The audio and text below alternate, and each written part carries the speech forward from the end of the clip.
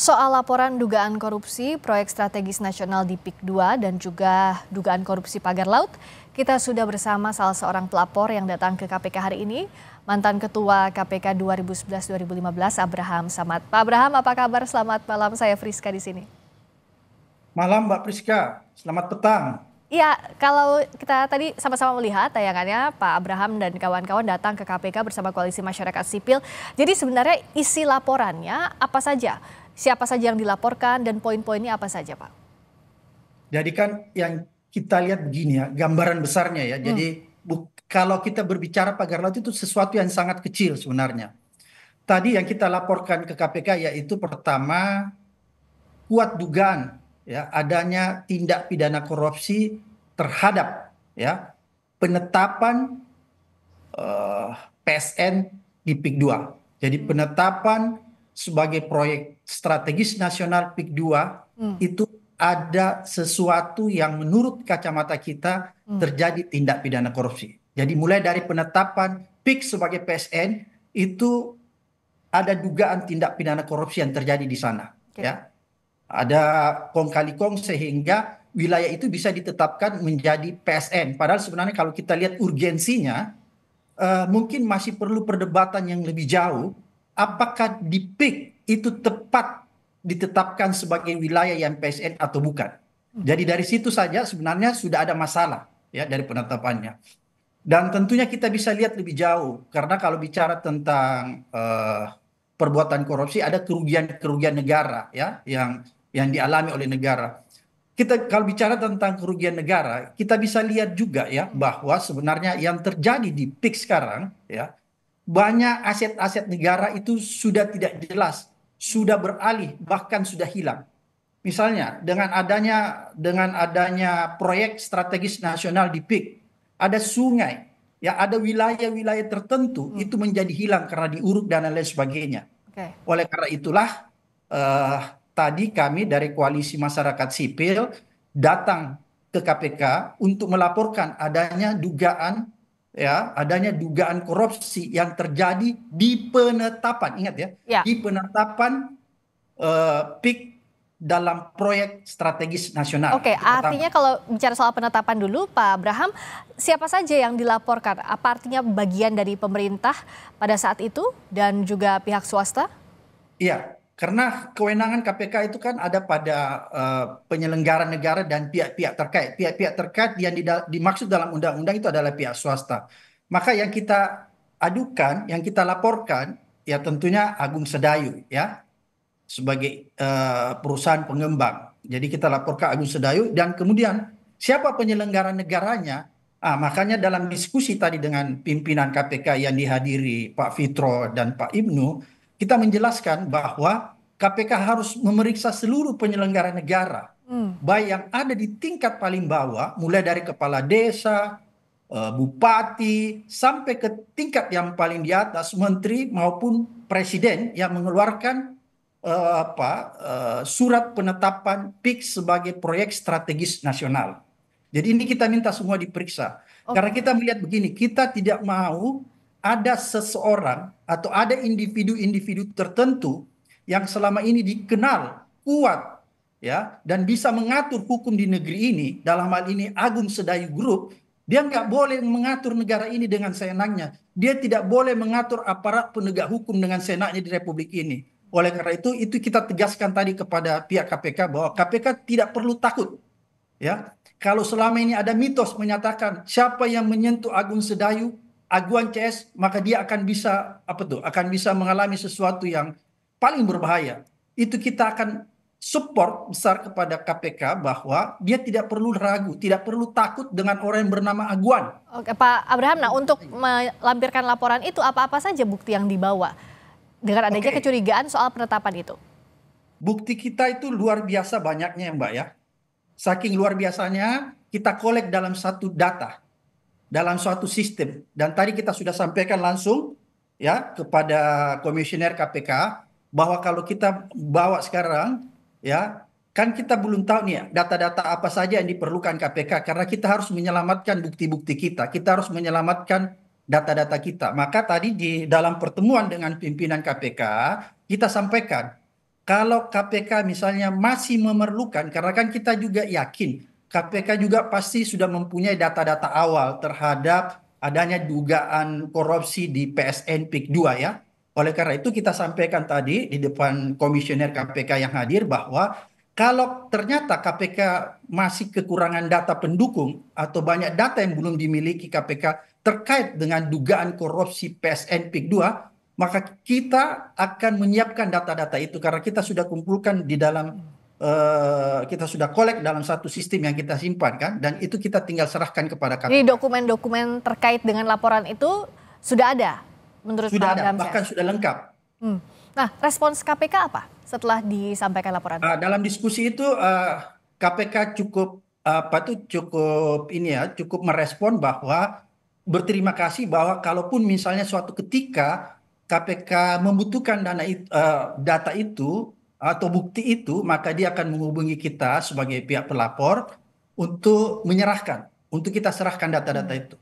Yang jelas bahwa data-data kita udah siapkan dan kita udah kolek dalam satu sistem sehingga itu nanti akan mudah untuk kita serahkan kepada KPK. Oke, artinya kalau buktinya belum diserahkan, status laporannya seperti apa Pak Abraham? Apakah sudah diterima KPK untuk Sudah diteliti lebih lanjut? diterima, tadi sudah diterima secara resmi laporan kita karena kan di dalam laporan itu kita mengurai ya kronologis atau posisi kasusnya dan lain-lain sebagainya, kesimpulan dan lain sebagainya. Siapa yang patut diperiksa ya untuk bisa menerangkan atau lebih menjelaskan duduk perkara dari persoalan ini. Maka tadi kita sudah sampaikan diskusinya cukup panjang, bahkan kita terbuka siapa-siapa yang kita sampaikan tadi sebut namanya ini perlu diperiksa dan lain sebagainya. Makanya itu nanti KPK punya kewenangan untuk memanggil siapa-siapa saja yang dibutuhkan di dalam pemeriksaan awal. Sebenarnya tadi sudah clear ya sampai di situ. Oke, jadi artinya kalaupun sudah diterima, KPK memberikan lampu hijau untuk dilakukan pemeriksaan awal, bukan hanya diterima saja laporannya Pak Abraham. Ya, jadi ada prosedur ya di KPK karena kebetulan dulu saya pernah memimpin KPK. Kalau laporan itu sudah masuk di Direktorat Dumas, di bagian Dumas, maka yang akan segera dilakukan oleh Dumas ada yang disebut pull bucket, pengumpulan bahan dan keterangan. Ini semacam investigasi. Kalau setelah pull bucket selesai, maka itu dilanjutkan biasanya dengan proses penyelidikan. Mhm. Jadi Jadi tunggu itu dulu full proses itu bucketnya akan selesai, tapi KPK berjanji untuk menindaklanjuti ini ya, sampai pengumpulan bucket tadi ya. Walaupun tadi ada sedikit kendala, Apa itu Pak? sebenarnya sih bukan kendala, ada sesuatu yang ingin yang ingin diperjelas oleh KPK nantinya, karena kasus-kasus ini ada sebagiannya irisannya, bukan semua. Kasus PIK ini kan banyak sekali, Ya. Mbak ya, banyak sekali. Ada juga misalnya kasus korupsi tentang penerbitan sertifikat di atas laut, itu kan juga ada ya. Eh, Pagar laut. di pagar laut ada penerbitan beberapa sertifikat baik itu SHM maupun HGB di atas laut, itu juga bagian dari korupsi yang terjadi di PIK. Oleh karena begitu banyaknya kasus korupsi yang terjadi di proyek strategis nasional PIK ini, maka tadi pihak KPK mengatakan ini ada sebagian yang sudah mulai ditindaklanjuti, diselidiki oleh pihak Kejaksaan Agung. Itu Oke. tadi penjelasan KPK kepada kami. Oleh karena itu, nanti KPK akan berkoordinasi dengan pihak Kejaksaan Agung untuk mencari kejelasan Hmm. yang mana saja yang sedang diusut oleh Kejaksaan Agung supaya tidak tumpang tindih. Misalnya kalau di Kejaksaan Agung dia mengusut tentang kepemilikan SHM dan SHGB. HGB di atas laut, maka KPK ambil misalnya kasus dugaan korupsi penetapan PSN-nya. Kira-kira seperti itu. Karena kan korupsi di proyek strategis nasional ini banyak ya, banyak. Mulai dari A sampai Z. Jadi tinggal harus ada koordinasi di antara pihak penegak hukum agar tidak tumpang tindih. Tapi Pak Abraham, apakah dengan laporan ini memang momentumnya karena kasus soal pagar laut ini sedang naik juga diperbincangkan, bahkan Kejaksaan Agung juga sudah angkat bicara soal ini. Apakah karena momentum ini Pak Abraham? Sebenarnya bukan begitu ya, karena kalau kita bicara khusus masalah penyelewengan atau kasus yang terjadi di pagar laut saja, yaitu penerbitan penerbitan sertifikat yang tidak seharusnya atau yang melanggar hukum di atas laut, maka itu hanya bagian kecil sebenarnya. Jadi korupsi yang terjadi di PSN PIK 2 ini kayak gunung es ya. Jadi itu cuma bagian kecilnya saja sebenarnya. Jadi kalau aparat penegak hukum lebih jeli melihat, maka korupsi yang terjadi di sini banyak macam jenis-jenisnya, Mhm. eh, Mbak. Kira-kira seperti itu. Mhm. Ada gratifikasinya, ada suap menyuapnya, ada korupsi pasal 2-nya, kira-kira seperti itu. Nah, Jadi, kalau tadi dari yang oke. dilaporkan, antara poin yang dilaporkan soal penetapan, juga tadi rame-rame soal pagar laut, itu yang pihak yang diduga terkaitnya, apakah punya irisan atau bahkan sama? Oke. Kalau kita lihat sebenarnya sangat beririsan ya, sangat beririsan. Suspeknya mungkin sama, Mbak ya. Suspeknya ya, Hmm. itu sama. Oleh karena itu, maka tadi penjelasan teman-teman KPK ini akan dikoordinasikan kepada pihak-pihak yang sudah mulai melakukan penyelidikan. Karena selain juga Kejaksaan Agung, kan ada juga kepolisian, tapi kepolisian itu menangani tindak pidana umumnya, yaitu Ya. siapa orang yang memasang pagar laut tanpa izin, itu kan tindak pidana umum. Hmm. Tapi yang kita laporkan tadi ke KPK adalah tindak pidana korupsinya. Ya. Kira-kira seperti itu. Nah, unsur-unsur pidana untuk dugaan tindak pidana korupsinya, apakah sudah bisa dibuka, Pak Abraham, dari mana saja kira-kira pintu masuknya untuk unsur-unsur pidananya? Tadi kita sudah berdiskusi panjang ya sama sama pihak KPK, kita sudah menjelaskan secara detailnya. Eh, dan rupanya memang KPK sedang melakukan pengayaan ya. Sebelum kita datang dia udah mulai monitor-monitor dan katanya dengan adanya laporan ini mungkin dia akan lebih mempertajam lagi untuk melakukan pengusutan. Kira-kira seperti itu. Hmm. Dan tadi kita sudah serahkan sebenarnya kronologis atau modus operandinya. Kira-kira seperti itu. Meskipun kan untuk membuka modus operandi dugaan korupsi yang dilaporkan ini tidak mudah ya Pak Abraham, artinya peristiwa pidananya juga tindak pidananya, unsur-unsurnya bagaimana membuktikan tidak terang benderang kalau dalam kasus-kasus penetapan antara berbagai pihak misalnya yang diduga pemerintah maupun swasta. Sebenarnya sih sebenarnya kasus korupsi yang terjadi di PSN PIK 2 ini sebenarnya tidak terlalu, ini pengalaman saya berbicara tentang pengalaman saya selaku ketua KPK dulu. Ini seperti kasus-kasus korupsi yang lain saja, tidak terlalu rumit. Dia tidak termasuk tidak termasuk eh, perkara yang sulit dibuktikan.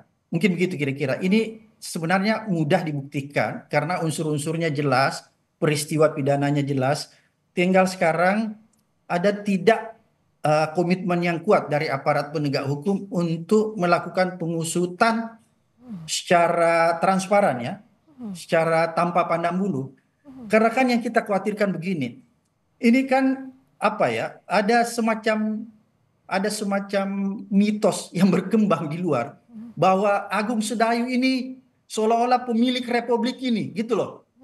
Dia bisa mengatur-ngatur semua, Oh, bahkan saking bisa mengatur-ngaturnya oke. dia bisa mengatur ada sertifikat yang bisa diterbitkan di atas Tapi laut. Itu kan mengapa salah satu. dianggap bahwa ini adalah tindak pidana korupsi yang mudah dibuktikan sebenarnya Pak Ya. Abraham? Kenapa demikian? Karena sebenarnya modusnya modus-modus biasa aja, seperti tindak pidana korupsi yang lain.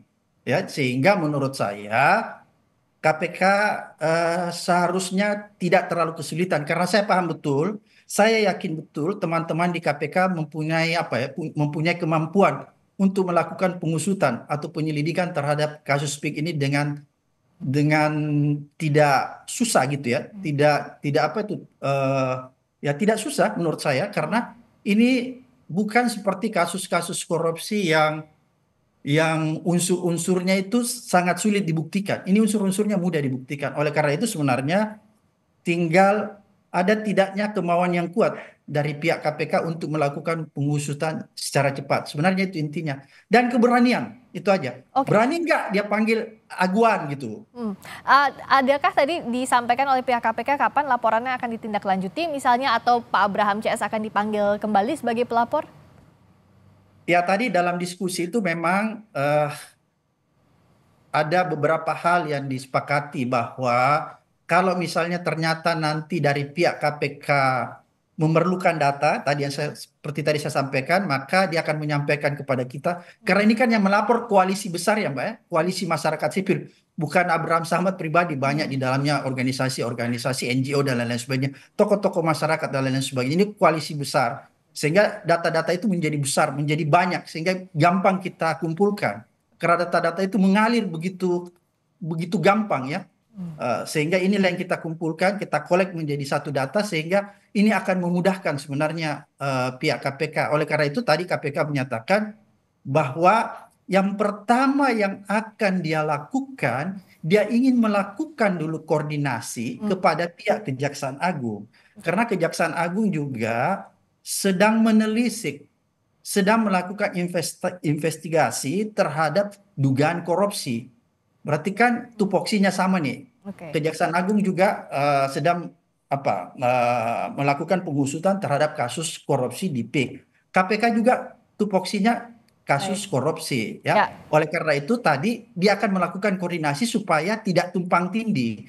KPK ingin memastikan Kejaksaan Agung itu menangani kasus yang mananya gitu. Oke, baik. Misalnya kalau dia menangani kasus sertifikatnya, ya KPK tangani yang lainnya. Ya. Kira-kira begitu. Berarti Karena di sini banyak. kita tunggu follow up-nya dari KPK setelah koordinasi dengan Kejaksaan Agung, dan jikalau dibutuhkan kembali data-data dari Koalisi Masyarakat Sipil terkait dengan laporan ini. Terima kasih Pak Abraham Samad, mantan Ketua KPK 2011-2015. Selamat malam.